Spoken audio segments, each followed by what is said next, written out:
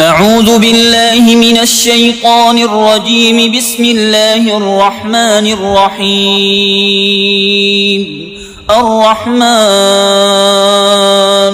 علم القرآن خلق الإنسان علمه البيان.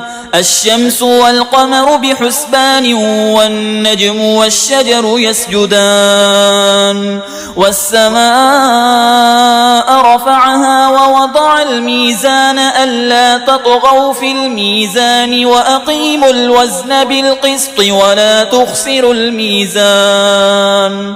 والأرض وضعها للأنام فيها فاكهة والنخل ذات الأكمام والحب ذو العصف والريحان. فبأي آلاء ربكما تكذبان؟ خلق الإنسان من صلصال كالفخار وخلق الجان من مارج من نار. فبأي آلاء ربكما تكذبان؟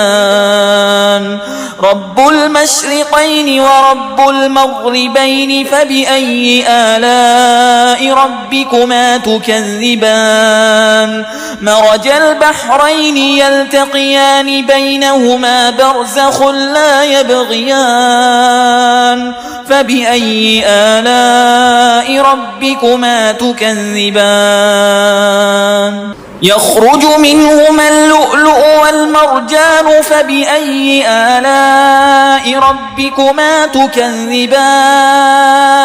وله الجوار المنشآت في البحر كالأعلام. فبأي آلاء ربكما تكذبان؟ كل من عليها فان ويبقى وجه ربك ذو الجلال والإكرام.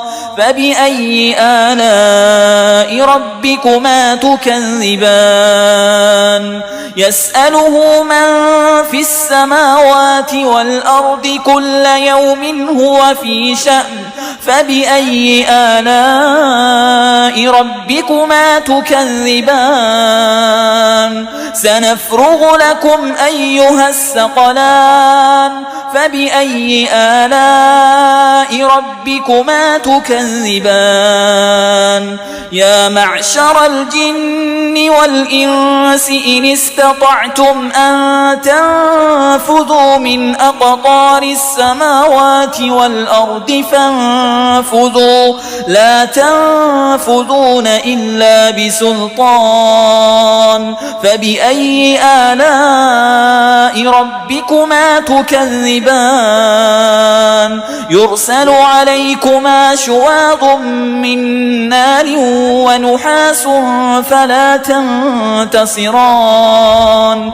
فبأي آلاء ربكما تكذبان؟ فإذا انشقت السماء فكانت وردة كالدهان.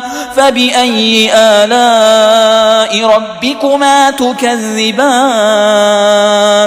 فيومئذ لا يسأل عن ذنبه إنس ولا جان. فبأي آلاء ربكما تكذبان؟ يعرف المجرمون بسيماهم فيؤخذ بالنواصي والأقدام. فبأي آلاء ربكما تكذبان؟ هذه جهنم التي يكذب بها المجرمون يطوفون بينها وبين حميم آن. فبأي آلاء ربكما تكذبان؟ ولمن خاف مقام جنتان. فبأي آلاء ربكما تكذبان ذواتا أفنان فبأي آلاء ربكما تكذبان فيهما عينان تجريان فبأي آلاء ربكما تكذبان فيهما من كل فاكهة زوجان فبأي آلاء ربكما تكذبان متكئين على فرش بطائنها من استبرق وجنى الجنتين دان فبأي آلاء ربكما تكذبان فيهن قاصرات الطرف لم يطمسهن إنس قبلهم ولا جان فبأي آلاء ربكما تكذبان كأنهن الياقوت والمرجان فبأي آلاء ربكما تكذبان هل جزاء الإحسان إلا الإحسان فبأي آلاء ربكما تكذبان ومن دونهما جنتان فبأي آلاء ربكما تكذبان مدهامتان فبأي آلاء ربكما تكذبان فيهما عينان نضاختان فبأي آلاء ربكما تكذبان فيهما فاكهة ونخل ورمان